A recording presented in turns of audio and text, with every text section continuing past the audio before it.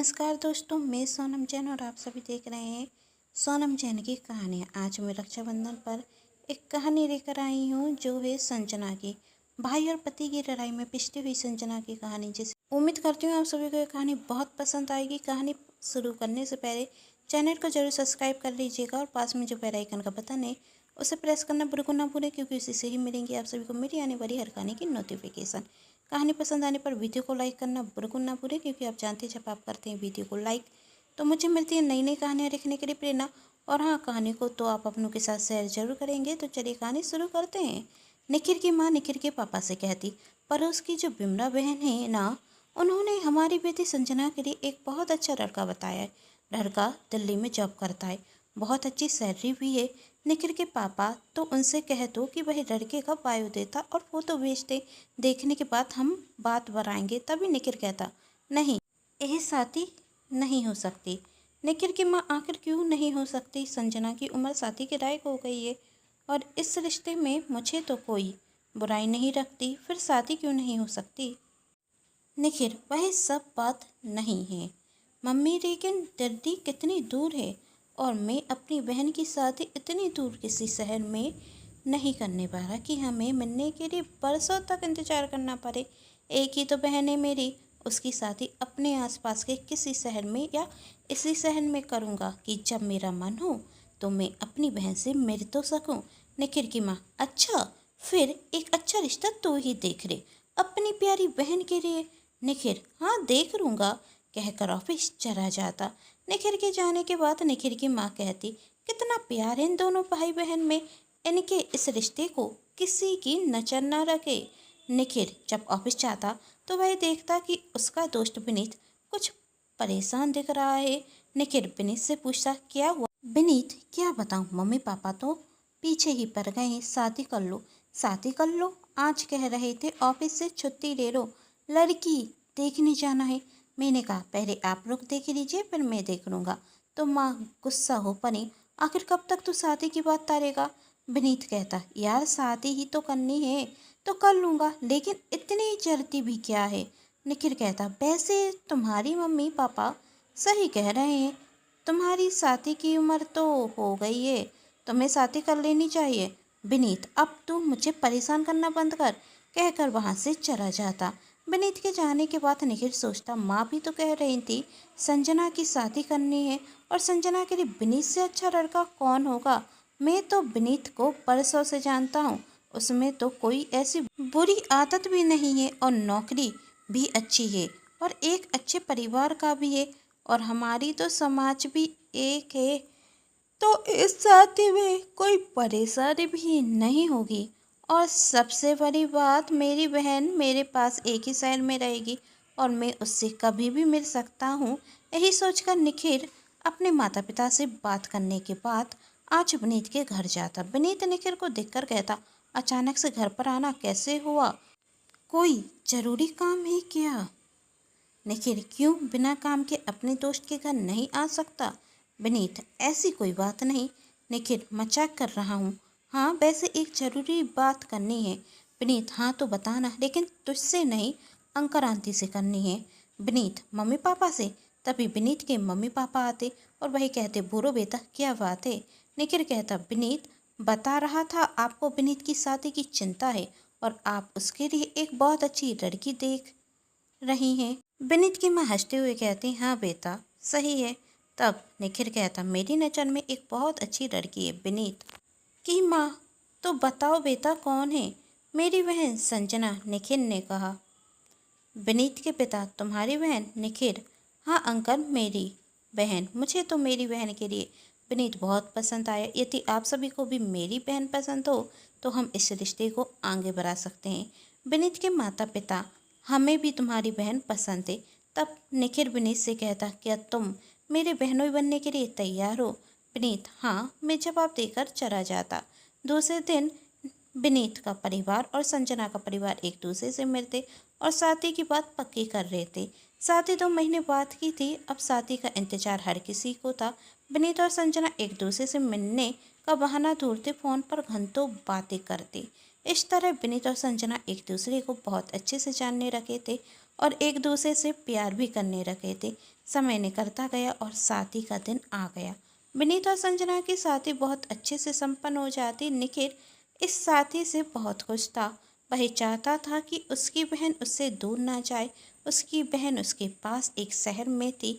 संजना के ससुराल और उसके मायके में सिर्फ 2 घंटे का रास्ता था और संजना को अपने मायके जाने के लिए कोई रोक टोक भी नहीं थी। और साथ ही विनीत और निखिल की दोस्ती पहले से ज़्यादा गहरी होती जा रही थी। दोनों में जीजा सारे का रिश्ता तो था ही, लेकिन उससे ज़्यादा अच्छा रिश्ता उनकी दोस्ती का था। एक दिन विनीत निखिल से कहता, क्यों ना हम अपना अलग से व्यापार करें, फिर हमें कहीं नौकरी करने की भी ज़रूरत नहीं होगी। निखिल को भी विनीत का सुझाव अच्छा लगता और दोनों पार्टनरशिप में एक व्यापार स्टार्ट कर देते। लेकिन जब यह बात संजना को पता चलती तो उसे पसंद नहीं आती। उसे कहीं डर लग रहा था कि रिश्तेदारी व्यापार में बदलने से उनके आपसी संबंध खराब ना हो जाएं, और उसका डर सही साबित हुआ। एक दिन संजना जब अपने मायके गई थी तो वह अपनी माँ और भाभी से बातें कर रही थी। तभी उसे अपने भैया निखिल और अपने पति विनीत की जोर जोर से चिल्लाने की आवाज़ आ रही थी। निखिल विनीत से कह रहा था, तुम्हारी वजह से हमें व्यापार में इतना बड़ा घाटा हुआ। मैंने तुमसे मना किया था, लेकिन तुमने मेरी कोई बात सुनी ही नहीं। विनीत, मेरी वजह से नहीं, करती आपकी थी। आपकी वजह से हमें व्यापार में घाटा हुआ। दोनों में बहसबाजी बढ़ती जा रही थी। तभी संजना की भाभी और उसकी माँ भागती हुई निखिल के कमरे में पहुंचती। जहाँ निखिल और विनीत में लड़ाई हो रही थी। संजना विनीत से कहती, क्या हुआ? विनीत, अपने भाई से ही पूछ लो। इनकी वजह से हमें व्यापार में घाटा हुआ है। भैया, क्या हुआ? निखिल, क्या हुआ? तुम्हारे पति की वजह से हमें व्यापार में बहुत बड़ा घाटा हुआ है। तभी संजना की भाभी कहती, आप शांत हो जाइए, आराम से भी बात हो सकती है। निखिल, अब मैं शांत कैसे हो जाऊं? विनीत, आपको अपनी गलती तक दिखाई नहीं दे रही, कहकर वहां से जाने लगा। संजना विनीत के पीछे जाती है। विनीत गाड़ी में बैठता और संजना भी गाड़ी में बैठकर उसके साथ चली जाती। संजना विनीत से कुछ कहती तो तभी विनीत कहता, संजना मुझसे कुछ भी मत पूछना, पहले से ही मेरा दिमाग खराब है। संजना जानती थी यदि अभी वह कुछ पूछेगी तो बात बढ़ेगी, इसलिए वही सोचती जब विनीत का गुस्सा शांत हो जाए तब मैं विनीत से बात करूंगी। संजना जब घर पर जाती तो उसकी भाभी का उसके पास फ़ोन आता है और वह पूछती, विनीत से कोई बात हुई? संजना, कहाँ भाभी, यह तो मुझसे बात तक नहीं कर रहे हैं। आपकी भैया से कोई बात हुई? संजना की भाभी, कहाँ, वह भी गुस्से में कमरे में बैठे हुए हैं। संजना रोने लगती। संजना की भाभी, पगड़ी रो क्यों रही है? संजना, भाभी तो क्या करूं?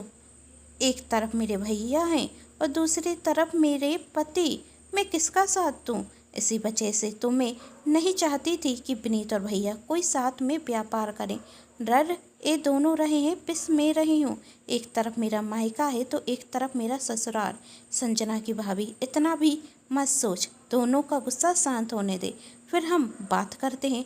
तुम परेशान मत हो, हम कोई ना कोई हल निकाल लेंगे, कहकर फ़ोन रख देती। संजना सोचती, भाभी जल्दी से कोई समाधान मिल जाए।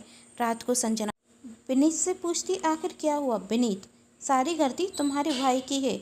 हमने जो बैग बनाने की कंपनी शुरू की थी उसमें हमें एक बहुत बड़ा ऑर्डर मिला था, लेकिन ख़राब क्वालिटी होने की वजह से सारा ऑर्डर कैंसिल हो गया और हमें 10 लाख रुपए का घाटा हो गया। मैंने तुम्हारे भाई से कहा था कि वर्कर कैसे काम कर रहे हैं आप देखते रहना, लेकिन उन्होंने ढंग से देखा ही नहीं और उल्टा मुझ पर आरोप लगा रहे हैं कि मैं सस्ती क्वालिटी का सामान लेकर आया, इसलिए ऑर्डर कैंसिल हो गया। वहाँ निखिल अपनी पत्नी से कहता, विनीत की लालच की वजह से हमें 10 लाख रुपए का नुकसान हो गया। यदि वह अच्छी क्वालिटी का सामान लाता तो कोई परेशानी नहीं होती, लेकिन वह मुझसे कह रहा है कि आपने वर्करों को काम करते हुए नहीं देखा और उन्होंने अपने मन से काम किया, इसलिए बेकार सामान बनने की वजह से हमारा ऑर्डर कैंसिल हो गया। संजना की भाभी संजना के भैया निखिल से कहती, अब जो होना था सो हो गया, अब जाने भी दीजिए। विनीत हमारे जमाई हैं, आपकी बहन के पति हैं, कहीं इन बातों की वजह से संजना को कोई परेशानी ना हो। निखिल, यदि उसने मेरी बहन से कुछ भी कहा ना तो मैं उसे छोड़ूंगा नहीं, और गलती उसकी है। वहाँ संजना कहती, अब जो होना था वह हो गया। विनीत, अब जाने भी दीजिए। विनीत, कैसे जाने दूँ? हाँ, तुम्हारे भाई हैं इसलिए तुम्हें बुरा लग रहा होगा, लेकिन सच ये है गलती तुम्हारे भाई की थी। लड़ाई तो मैं भी शांत करना भी चाहता हूँ, लेकिन तुम्हारे भाई अपनी गलती कहाँ मान रहे हैं। यदि तुम्हें कुछ कहना है तो अपने भाई से कहो, मुझसे मत। 2 दिन बाद संजना अपने भाई निखिल को फ़ोन लगाती। निखिल, कैसी हो संजना? भैया अच्छी हूँ, आप कैसे हो? ठीक हूँ। संजना कहती, भैया जो भी हुआ उसमें आप दोनों की गलती थी, इसलिए अब बात को जाने दीजिए। निखिल कहता, तो तुमने अपने पति की तरफदारी करने के लिए मुझे फ़ोन लगाया है। संजना, भैया आप क्या कह रहे हैं? तो क्या कहूँ, अब तुम्हारे लिए ज़्यादा प्रिय तो वही होगा ना। तुम तो अपने भाई को गलत समझोगी, लेकिन सच यह है कि गलती तुम्हारे पति की थी। अपने भाई के इतने तीखे जवाब सुनकर संजना को बहुत बुरा लगता और वह फ़ोन रख देती। उसकी आंखों में आंसू आ जाते। तभी विनीत आता और संजना अपनी आंखों के आंसू रुका देती। विनीत किससे बात कर रही थी? अपने भाई से क्या कह रहे थे? मेरी बुराई कर रहे होंगे। अपनी गलती तो भाई मानने वाले हैं नहीं। संजना, क्या अब आप दोनों का झगड़ा खत्म नहीं हो सकता? रोते हुए कहती, आप दोनों झगड़ रहे हैं और बीच में मैं पिस रही हूँ। विनीत, मैंने कभी भी तुम्हें अपने मायके जाने के लिए नहीं रोका और तुम्हें अपने भाई से बात करने के लिए मना नहीं किया, इसलिए यह बात तो तुम मुझसे कहो ही मत। साफ साफ क्यों नहीं कहती कि तुम अपने भाई को ही सही समझ रही हो और मुझे गलत? संजना तो दोनों ही तरफ से फंस चुकी थी। वह अपने भाई को समझाती तो वह उड़ता उस पर ही आरोप लगाता, कहता तुम अपने पति की तरफदारी कर रही हो, और यदि वह अपने पति को समझाती तो वह उससे कहता कि तुम अपने भाई की तरफदारी कर रही हो। विनीत को संजना का निखिल को फ़ोन लगाना पसंद नहीं आता। इस वजह से संजना भी अब अपने भैया को फ़ोन नहीं लगाती। अब तो उसने अपने मायके भी फ़ोन लगाना बंद कर दिया था। कभी कभी संजना की माँ और भाभी उसे फ़ोन कर लिया करती थी, लेकिन संजना और उसके भाई की बातें होना बंद हो गई थी। इस लड़ाई का उन दोनों के रिश्ते पर बुरा असर पड़ा था। जिस भाई ने अपनी बहन की शादी एक शहर में इसलिए की थी कि वह अपनी बहन से मिलते रहे, लेकिन अब तो दोनों ने 6 महीने से एक दूसरे से बात तक नहीं की थी। संजना आज कुछ ज़्यादा ही दुखी थी, क्योंकि कल राखी का दिन था।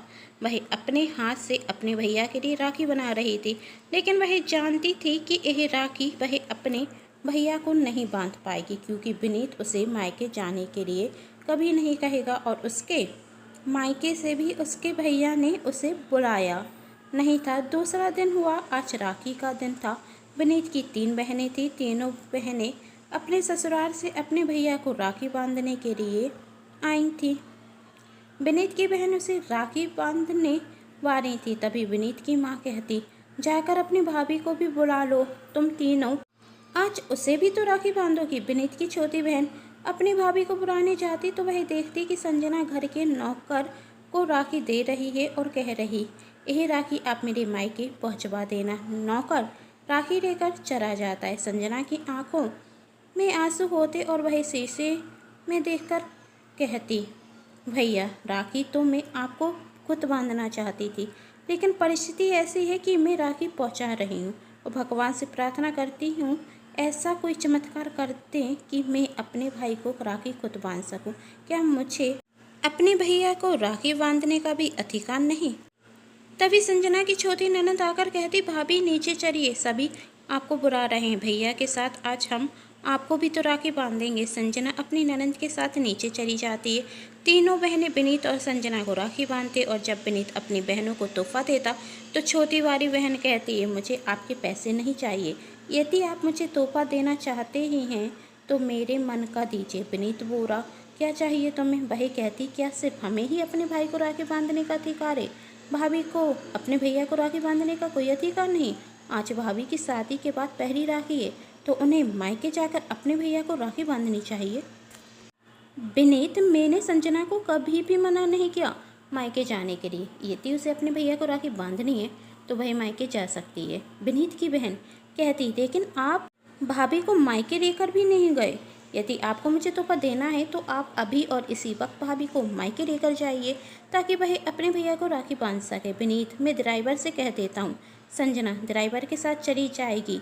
विनीत की बहन, आखिर क्यों भैया, आप क्यों नहीं जा सकते? भाभी की खुशी के लिए आप इतना भी नहीं कर सकते? भाभी, हम सबकी खुशी के लिए इतना कुछ करते हैं, आज उन्हें कितना बुरा लग रहा है कि वह अपने भैया को राखी नहीं बांध सकती। उनका दिल रो रहा है, लेकिन उन्होंने अपने हंसते हुए चेहरे के पीछे अपना दुख छुपा दिया और हम सबको महसूस भी नहीं होने दे रही हैं। क्या आपको भाभी का दुख नहीं दिखता? विनीत संजना की तरफ देखता है और महसूस करता है संजना सच में आज बहुत दुखी है।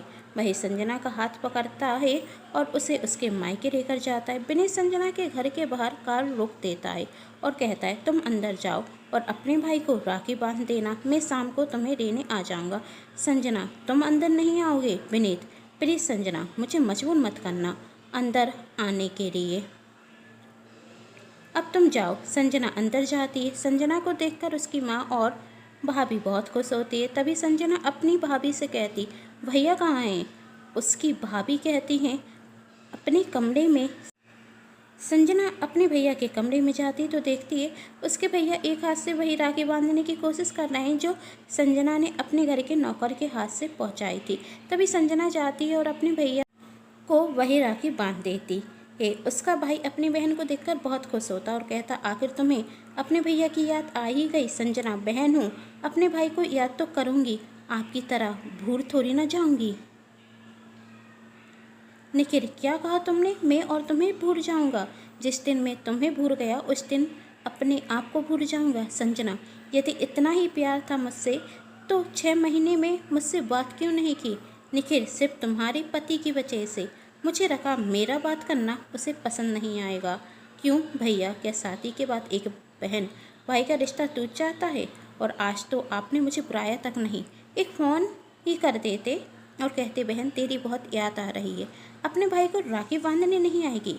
निखिल चाहता मैं भी तुझे फ़ोन करना, लेकिन हिम्मत नहीं कर पाया। संजना, आज राखी का दिन है, आपसे एक तोहफा चाहती हूँ, दोगे? निखिल, बोल मेरी बहन, तुझे क्या चाहिए? तेरे लिए तो दुनिया की सारी खुशियाँ ला दूँगा। संजना, मेरी खुशियाँ तो मेरा परिवार है भैया, मेरा ससुराल, मेरा मायका, मेरी दुनिया है। मैं दोनों में से किसी एक को नहीं चुन सकती। आपकी और विनीत की लड़ाई क्या हुई, मैं तो दोनों ही तरफ से फंस गई। अपने भाई को भूल नहीं सकती और अपने पति को छोड़ नहीं सकती। आप दोनों के बीच जो भी करवाते उसे मिटा दीजिए।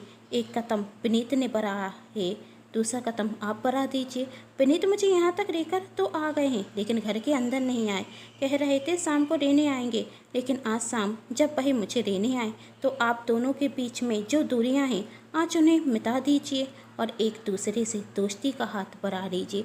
देना ही है कोई तोहफा अपनी बहन को तो राखी के दिन आज यही दे दीजिए। अब संजना को शाम होने का इंतजार था।